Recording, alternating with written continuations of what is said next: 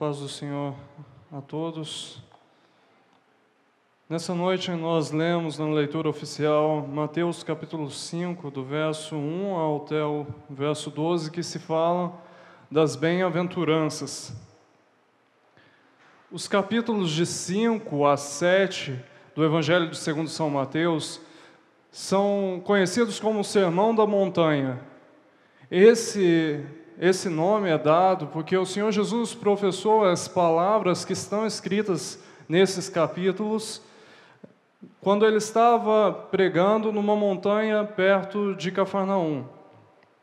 O Sermão da Montanha vai englobar certamente vários dias de ensinamentos que o Senhor Jesus proclamava a sua atitude face à lei dos profetas. O Senhor Jesus queria mostrar aos fariseus daquela época que a mensagem que ele pregava não era diferente da mensagem que os profetas do Antigo Testamento pregavam. O Senhor Jesus queria mostrar que o fundamento que o Senhor Deus queria dar ao homem, quando o Senhor Deus entregou a lei a Moisés, os verdadeiros fundamentos foram esquecidos. E foram incorporados tradições humanas na lei que era praticada naqueles dias. Para o Senhor Jesus queria mostrar que uma obediência de um coração sincero vale muito mais do que uma obediência a um conjunto de regras e leis. Eu já preguei outras vezes e falei que quando você faz alguma coisa porque você realmente ama fazer, isso te dá uma motivação extra para fazer. Mas por que nós não gostamos de leis? Porque a lei fala que o que você faz está certo ou errado. Todos nós, quando estamos numa estrada dirigindo o nosso carro, e vemos a placa com um valor de velocidade máxima. Nós sabemos que, por lei, é ilegal passar daquele valor, mas nós queremos ir mais rápido, nós queremos chegar mais rápido, então nós desrespeitamos a lei. Quando nós desrespeitamos a lei, nós podemos ser punidos por isso, nós podemos receber uma multa. Por isso que quando o Senhor Deus entregou a lei a Moisés, o povo via a lei com maus olhos. E o que o Senhor Jesus queria mostrar ao povo daquela época era que a lei que o Senhor Deus entregou é e continua sendo a mesma até hoje, porque o Senhor não mudou. Aleluia. Quando o Senhor Jesus anuncia em Mateus 4:17, que o reino de Deus está próximo, os judeus vão perguntar para ele: como nós podemos entrar no reino de Deus? O Senhor Jesus vai então responder que o reino dele segue princípios diferentes dos reinos da terra. Riqueza, poder e autoridade não fazem nenhuma parte do reino de Deus. O reino de Deus requer bens e vantagens que são diferentes dos reinos terrestres. O nosso comportamento vai refletir o egoísmo ou a autossuficiência. O que seria a autossuficiência? É você falar: eu não preciso de um ser supremo para conduzir a minha vida. Ou vai refletir a humildade de um coração sincero perante o Senhor Deus. Você reconhecer que você não é nada sem o Senhor Deus, e sem Ele você não estaria aqui hoje. Multidões imensas estavam seguindo o Senhor naqueles dias. O seu nome estava em todos os lábios, por toda parte. Se fosse hoje, o Senhor Jesus teria milhões de seguidores nas redes sociais, se o Senhor Jesus tivesse redes sociais, mas ninguém conhecia, poucas pessoas tiveram o prazer de conhecer pessoalmente o Senhor Jesus. As multidões seguiam eles, mas várias cidades certamente falavam do nome do Senhor Jesus. E quem que eram as pessoas que estavam mais próximas do Senhor Jesus? Eram os seus discípulos. Eram os discípulos do Senhor Jesus que andavam continuamente com Ele. Os discípulos podiam ser famosos também. Eles podiam chegar numa cidade e dizer: eu ando junto com o Senhor Jesus. Eu estou caminhando junto com o Senhor Jesus. E eles poderiam adquirir fama por causa disso. Mas não apenas fama. Por quê? Porque como que o ministério do Senhor Jesus sobreviveu durante todo o período que o Senhor Jesus esteve presente, pregando? Foi de doações das pessoas que estavam próximas. Então os discípulos poderiam também arrecadar dinheiro para o ministério do Senhor Jesus.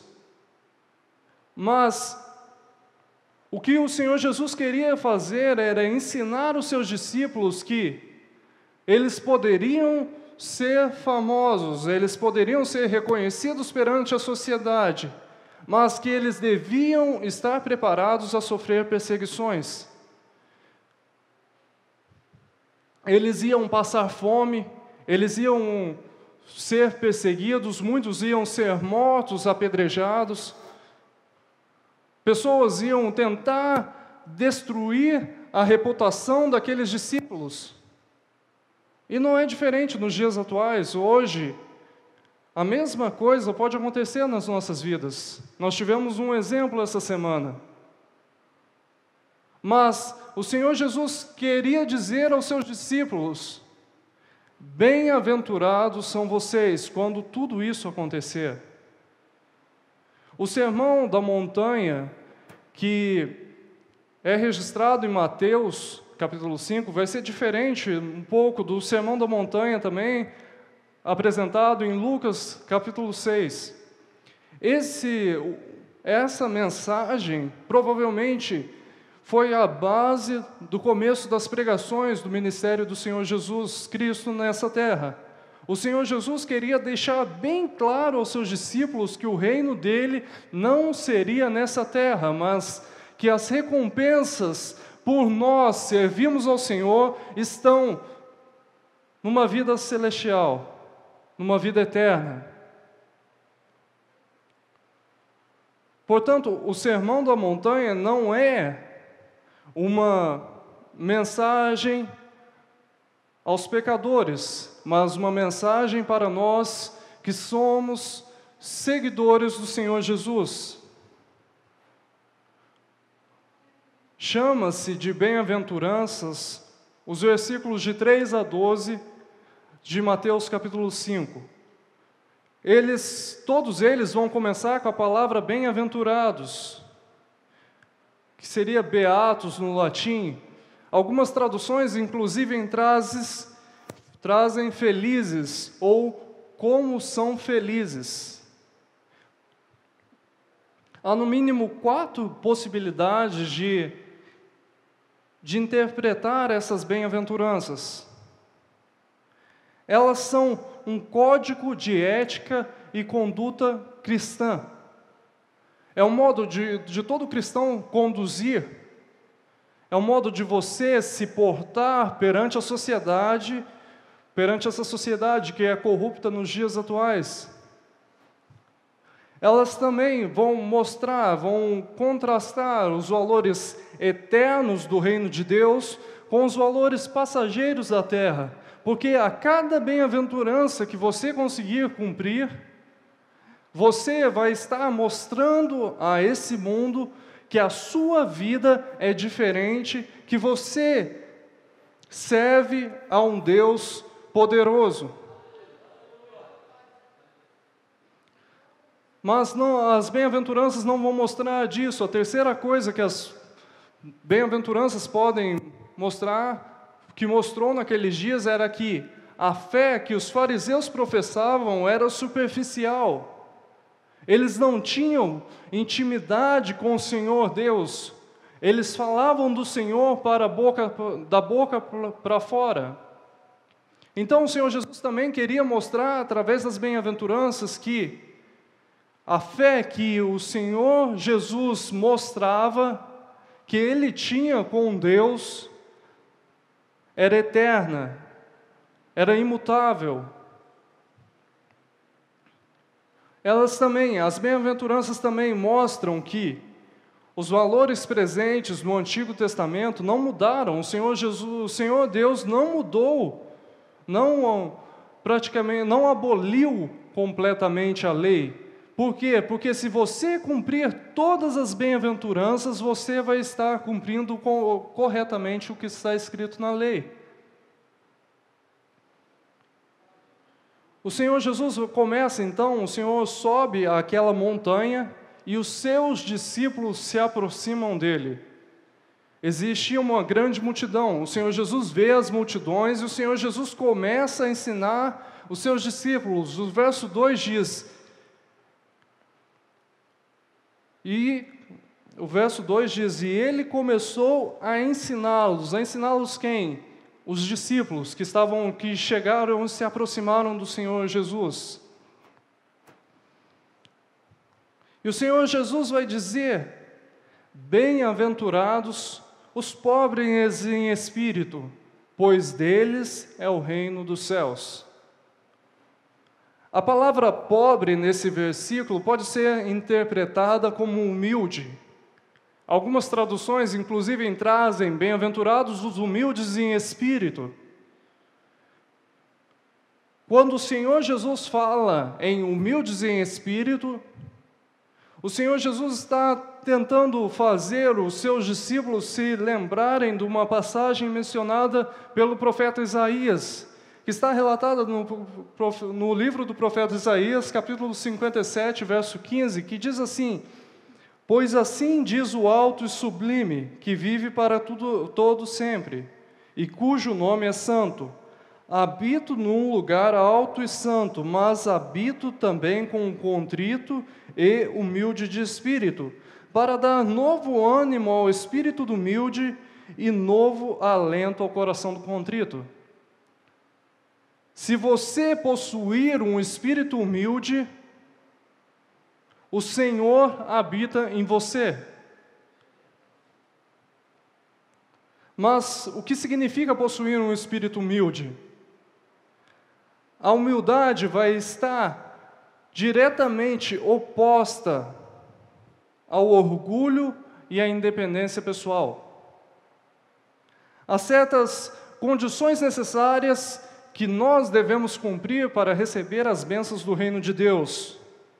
Para receber essas bênçãos, nós devemos viver de acordo com os padrões da Escritura, e nunca pelos do mundo. Ser pobre em espírito significa nós reconhecermos que nós não somos capazes de, pela nossa bondade, entrarmos no reino dos céus. Você pode ser a pessoa mais generosa desse mundo.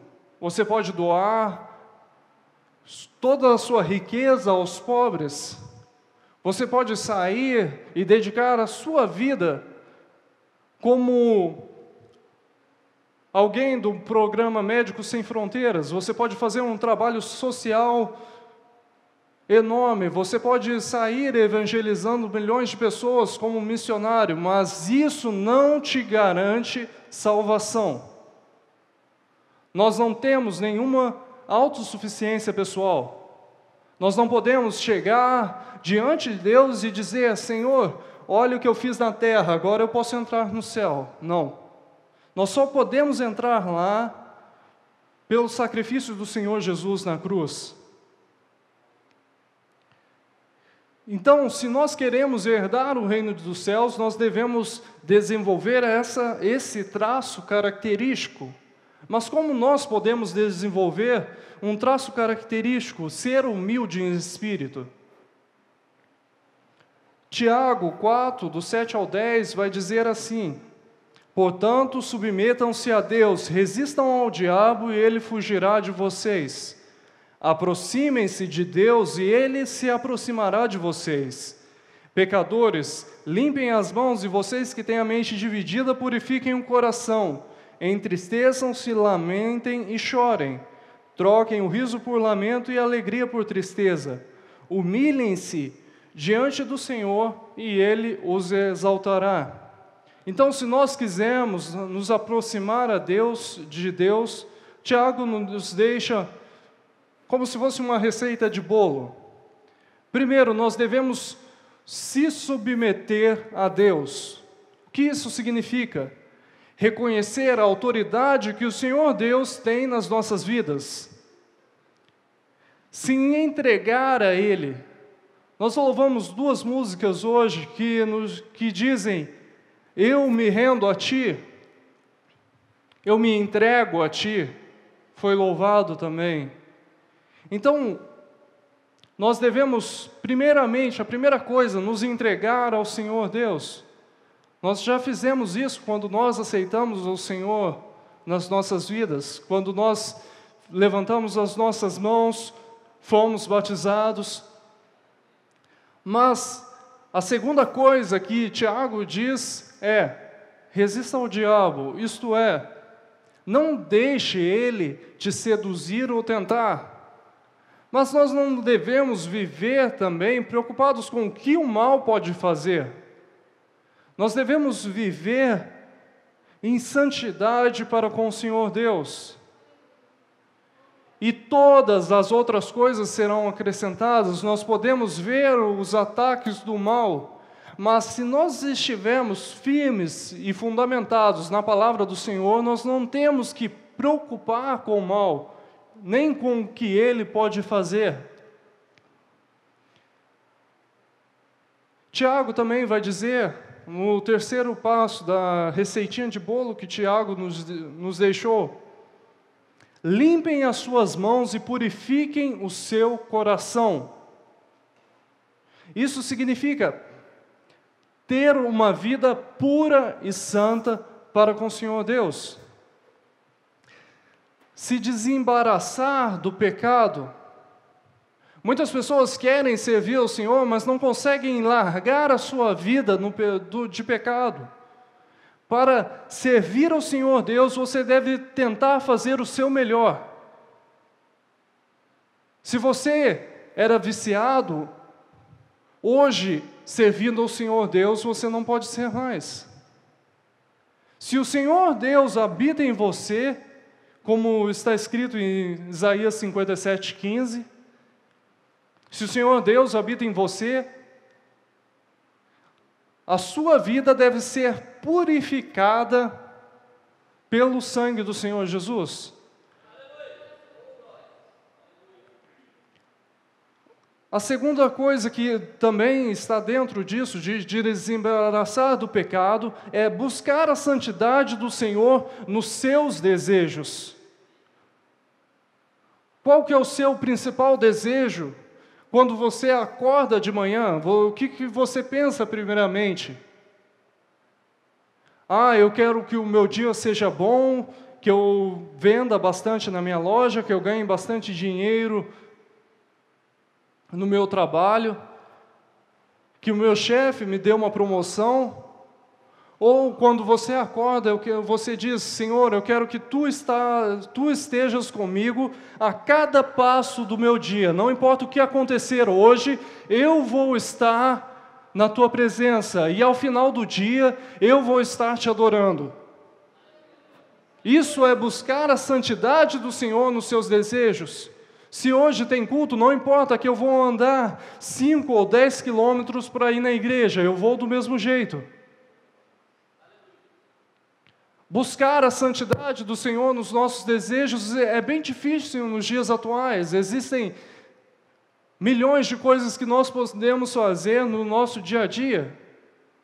Quem não acorda no celular, acorda de manhã, pega o celular para olhar se tem algum recado, alguma mensagem que alguém deixou durante a madrugada.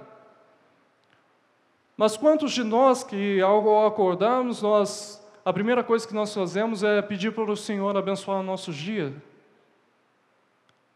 Abençoar a nossa vida, livrar-nos do mal.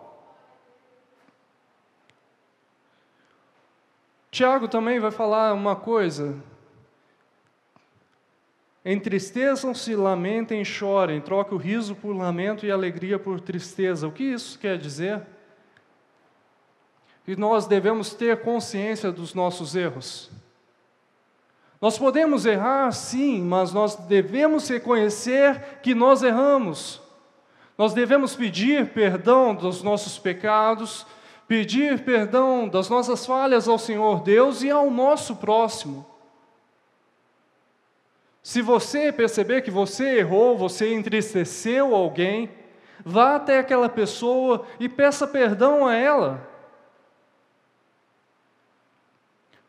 Por quê? Porque isso faz parte de ter uma vida dedicada ao Senhor Deus. Nós devemos mostrar ao mundo que os nossos valores não são que são diferentes dos valores do mundo.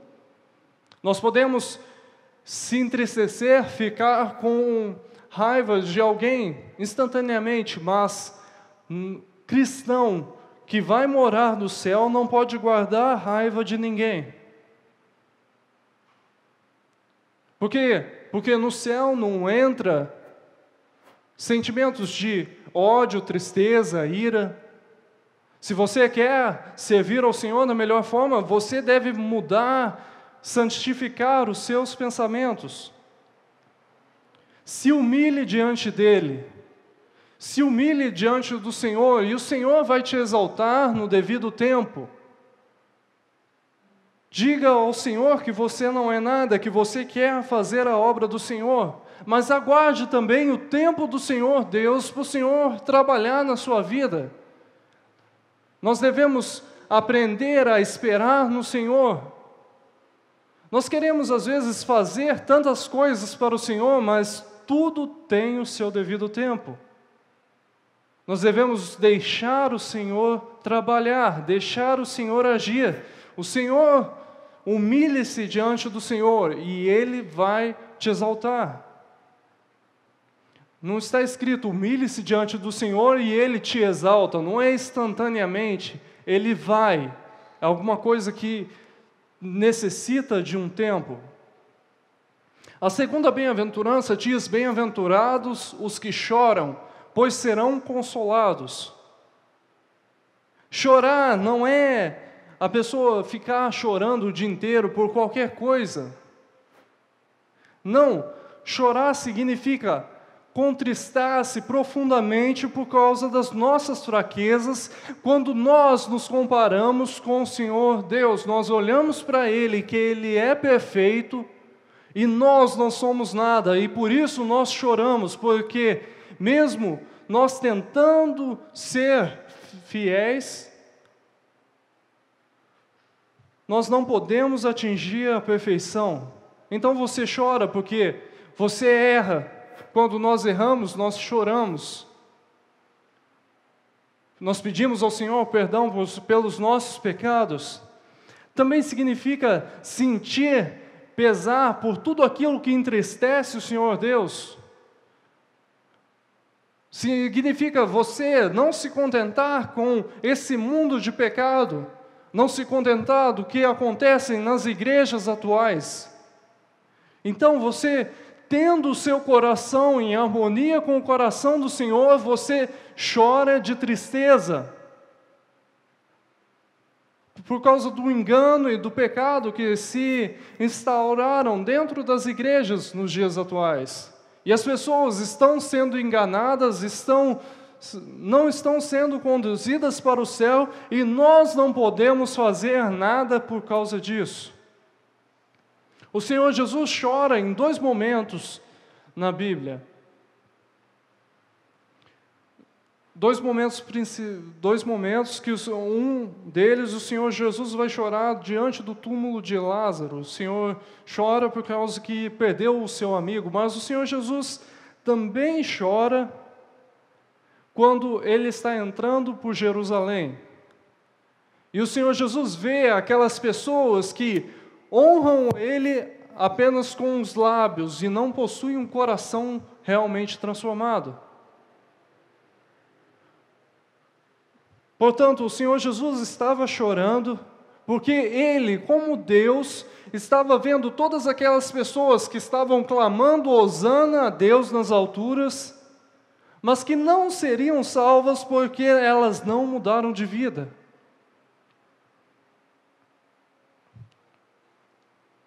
E qual será a recompensa se nós chorarmos? Nós seremos consolados, mas o que significa ser consolado? Nós vamos ser consolados quando nós entrarmos no céu e o Senhor Jesus dizer: entra para o meu reino. Nós seremos consolados, esse pranto, esse choro, pela obra do Senhor, vai acabar quando tudo se findar. O Senhor Jesus continua dizendo as bem-aventuranças, e Ele diz: bem-aventurados os humildes, pois eles receberão a terra por herança.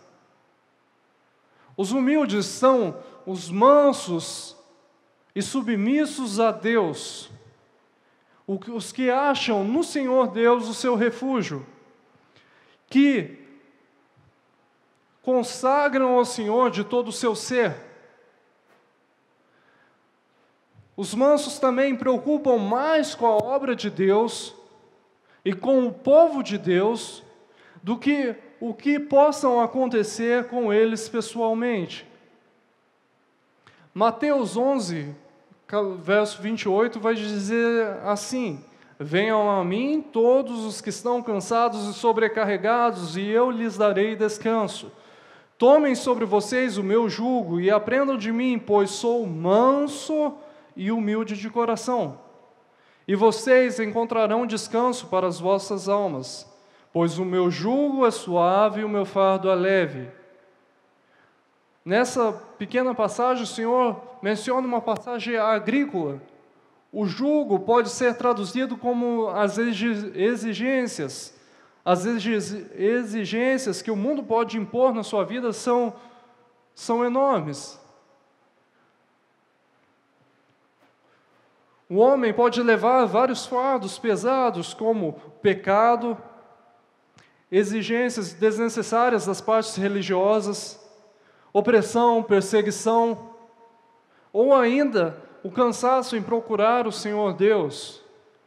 Mas tudo isso muda quando a pessoa toma sobre si o jugo do Senhor Jesus. Porque o Senhor Jesus nos liberta de todos esses fardos e nos dá paz, amor, cura, libertação. A comunhão com o Senhor Deus vai transformar esse trabalho que o homem tem, que é pesado, em um trabalho produtivo para a glória do Senhor Deus. Portanto, o Senhor Jesus diz que os mansos, aqueles que deixam o Senhor Jesus, que aprendem com o Senhor Jesus, que é manso e humilde de coração, vão herdar a terra. Mas de qual terra o Senhor Jesus está falando? O Senhor Jesus está falando do novo céu e da nova terra. Não é essa terra. A teologia da prosperidade muitas vezes vai falar que nós vamos herdar essa terra. Não, eu não quero herdar essa terra, eu quero herdar a terra futura. A terra que o Senhor Deus há de fazer para todos aqueles que servirem a Ele fielmente. O Senhor Jesus vai dizer no verso 6, bem-aventurados os que têm fome e sede de justiça, pois eles serão satisfeitos. Talvez esse seja o verso mais importante de todas as bem-aventuranças. Porque a condição fundamental para um homem se manter na presença do Senhor depende da sua fome e da sua sede de justiça. O Senhor Jesus vai dizer, durante o Sermão da Montanha, no capítulo 6, verso 33, busquem, pois, em primeiro lugar o reino de Deus e a sua justiça, e todas essas coisas vos serão acrescentadas. Essa fome é vista em Moisés, quando Moisés fala para o Senhor Deus: Senhor, eu quero ver a tua face. Êxodo 33.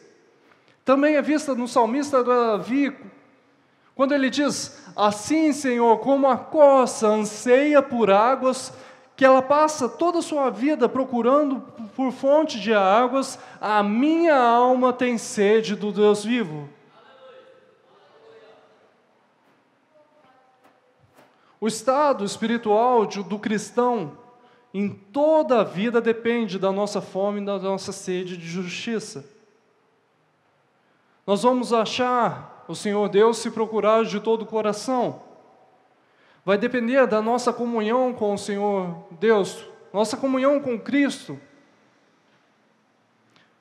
Vai depender da justiça do Senhor Jesus, porque tudo o que nós perdermos nessa terra vai ser ganho com o Senhor Deus.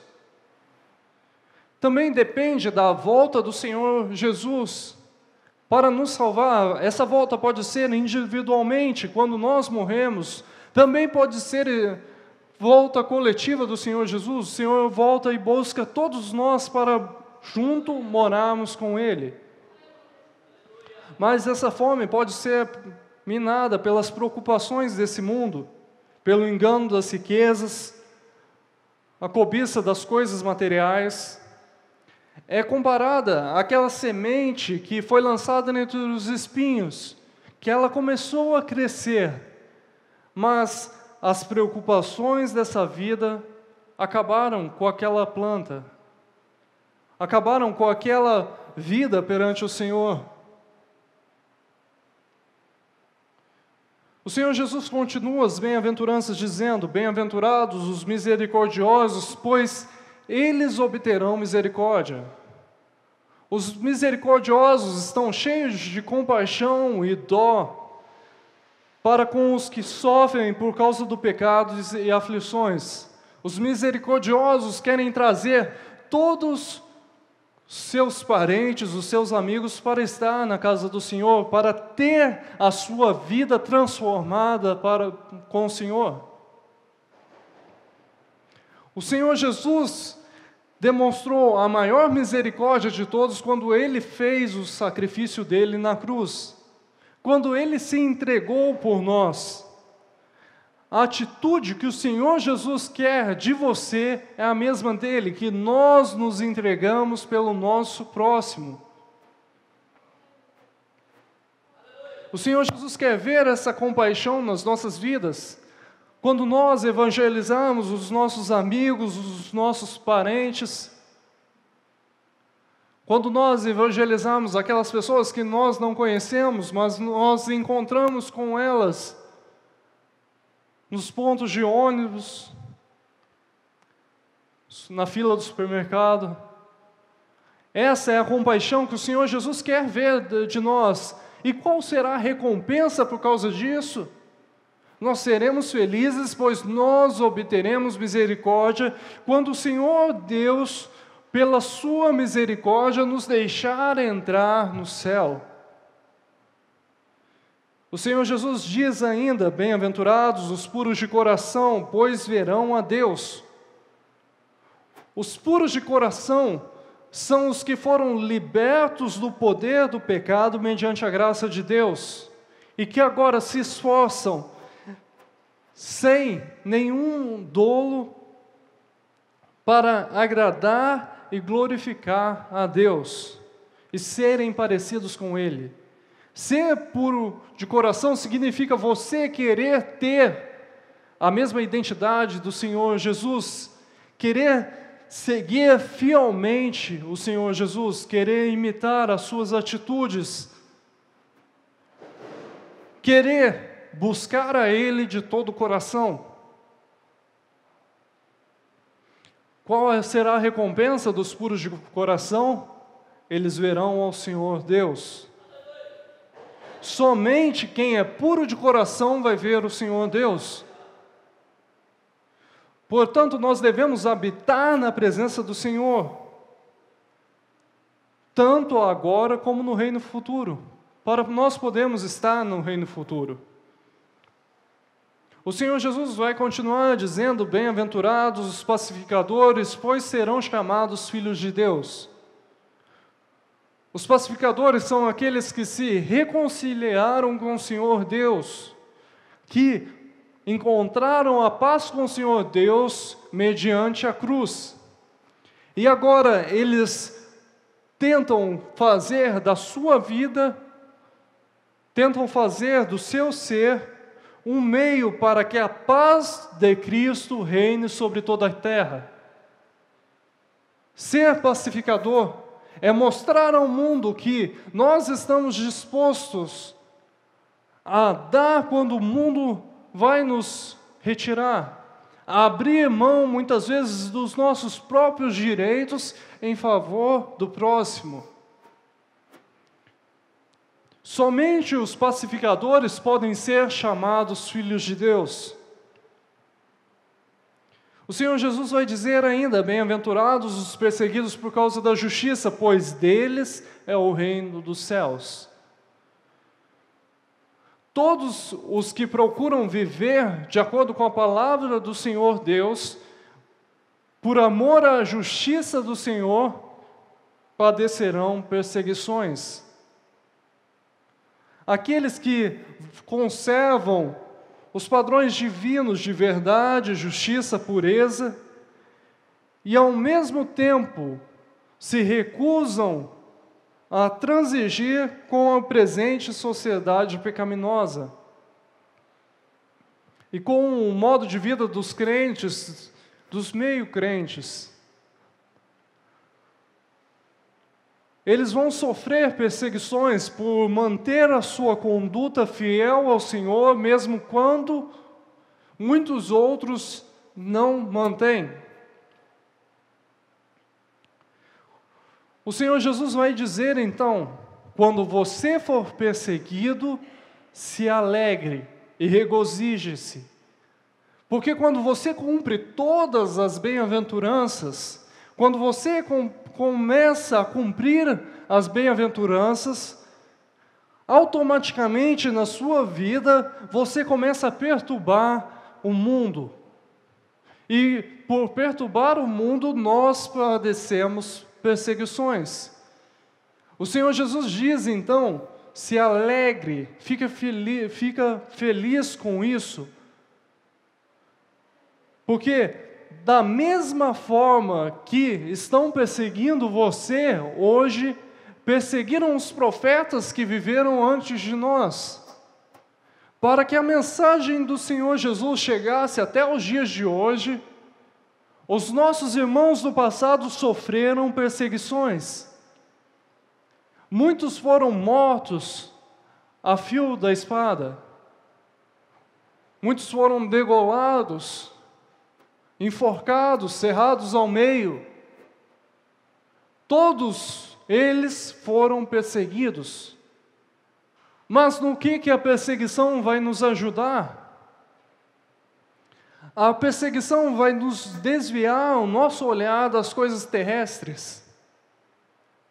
Quando você for perseguido, você vai buscar mais ainda o Senhor Deus. Você vai buscar mais ainda o dia que não haverá nenhuma perseguição ao povo de Deus, que será o dia que você entrar no céu. Ela também vai revelar, a perseguição vai revelar uma crença superficial. Ela vai mostrar, muitas pessoas são perseguidas e deixam de vir à casa do Senhor, deixam de adorar ao Senhor Deus, apenas por causa da perseguição. Então a perseguição vai separar o joio do trigo. Aqueles que realmente servem o Senhor Deus com todo o coração, que se mantêm firmes mesmo na perseguição, daqueles que na primeira perseguição já não estão mais servindo ao Senhor Jesus. E para todos aqueles que permanecem firmes, a perseguição vai ajudar a reforçar a sua fé, a renovar a sua fé. Você sairá fortificado a cada perseguição que você sofrer. E também existe uma coisa em que a perseguição é boa. A nossa atitude face à perseguição ajuda, serve como exemplo para outras pessoas. Mesmo os maiores profetas do Senhor Deus sofreram perseguições. O fato de nós sermos perseguidos geralmente significa que nós estamos sendo fiéis ao Senhor Deus. E o Senhor vai recompensar todos aqueles que permanecem fiéis a Ele. Vai recompensar no seu reino eternal, onde não haverá mais choro, não haverá mais pranto, não haverão mais perseguições. Em nossa vida como cristãos, nós seremos perseguidos. Muitas vezes nós vamos perguntar ao Senhor Deus: Senhor, por que isso está acontecendo comigo?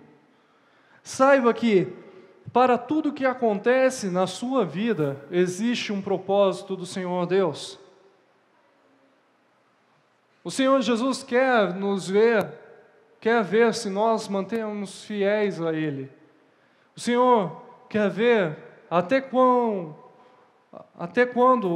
nós podemos suportar as lutas, as provações. Para que a perseguição então vai servir? Para nos manter mais fiéis ainda mediante a palavra do Senhor. Eu gostaria de agradecer a oportunidade e as palmas louvam o nome do Senhor Jesus.